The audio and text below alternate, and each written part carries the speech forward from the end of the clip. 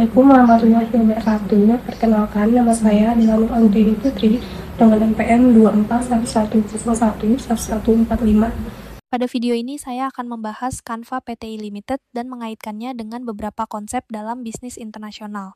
Sebelum masuk ke pembahasan materi, saya akan menjelaskan terlebih dahulu mengenai profil singkat perusahaan yang saya pilih. Canva PTL Limited adalah perusahaan teknologi asal Australia yang didirikan pada tahun 2013 oleh Melanie Perkins, Cliff Obrecht, dan Cameron Adams. Canva merupakan platform desain grafis berbasis online yang memungkinkan pengguna membuat berbagai jenis desain, seperti presentasi, poster, logo, video, hingga konten media sosial dengan mudah. Berkat kemudahan penggunaan dan inovasinya, Canva berkembang sangat pesat dan saat ini telah digunakan oleh jutaan pengguna di lebih dari 190 negara di dunia. Keberhasilan Canva menunjukkan bagaimana sebuah perusahaan digital dapat berkembang dari bisnis lokal menjadi perusahaan global dalam waktu yang relatif singkat. Selanjutnya, saya akan membahas Canva berdasarkan materi pada bab 9, yaitu tentang investasi asing langsung atau Foreign Direct Investment. Foreign Direct Investment merupakan investasi yang dilakukan perusahaan di negara lain untuk memperoleh kendali atau kepentingan bisnis dalam jangka panjang.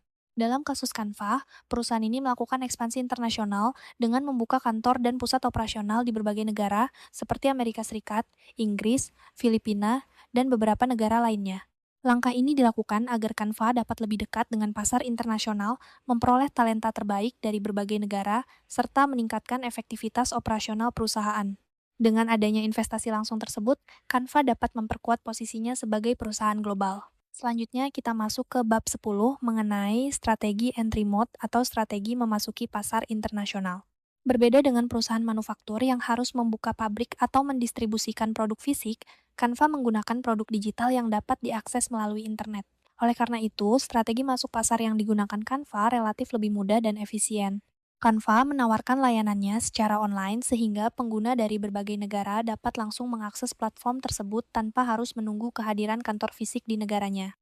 Selain itu, Canva juga menjalin kerjasama dengan sekolah, universitas, perusahaan, dan organisasi di berbagai negara untuk memperluas jangkauan pasar dan meningkatkan jumlah pengguna. Selanjutnya, kita masuk ke bab 11 mengenai strategi global. Strategi global merupakan cara perusahaan dalam bersaing di pasar internasional. Canva menerapkan strategi global dengan menyediakan layanan yang hampir sama untuk seluruh pengguna di dunia. Namun, Canva juga melakukan penyesuaian atau adaptasi terhadap kebutuhan pasar lokal. Misalnya dengan menyediakan berbagai pilihan bahasa, template yang sesuai dengan budaya dan kebutuhan masing-masing negara, serta fitur yang dapat digunakan oleh berbagai segmen pengguna. Dengan strategi tersebut, Canva mampu mempertahankan identitas globalnya sekaligus tetap relevan bagi pengguna di berbagai negara. Selanjutnya, kita masuk ke bab 12 mengenai organisasi perusahaan multinasional. Sebagai perusahaan yang beroperasi secara global, Canva memiliki struktur organisasi yang mendukung kolaborasi lintas negara. Karyawan Canva bekerja dari berbagai lokasi di dunia dan saling berkoordinasi untuk mengembangkan produk, melakukan pemasaran, memberikan layanan pelanggan, serta menjalankan aktivitas bisnis lainnya. Struktur organisasi yang fleksibel ini memungkinkan Canva untuk tetap inovatif dan responsif terhadap perubahan kebutuhan pasar internasional. Berikutnya adalah bab 13 mengenai manajemen sumber daya manusia global. Dalam menjalankan bisnis internasional, Canva mempekerjakan karyawan dari berbagai negara dengan latar belakang budaya yang beragam. Keberagaman tersebut menjadi salah satu kekuatan Canva dalam menghasilkan ide-ide kreatif dan inovatif. Selain itu, Canva juga dikenal memiliki budaya kerja yang inklusif dan kolaboratif, sehingga mampu menciptakan lingkungan kerja yang nyaman bagi para karyawannya. Dengan pengelolaan sumber daya manusia yang baik, Canva dapat mempertahankan kualitas produk dan terus berkembang di tingkat global. Selanjutnya, kita masuk ke bab 14 mengenai pemasaran internasional. Dalam kegiatan pemasarannya, Canva memanfaatkan berbagai platform digital seperti media sosial, website, dan program kemitraan dengan institusi pendidikan maupun perusahaan.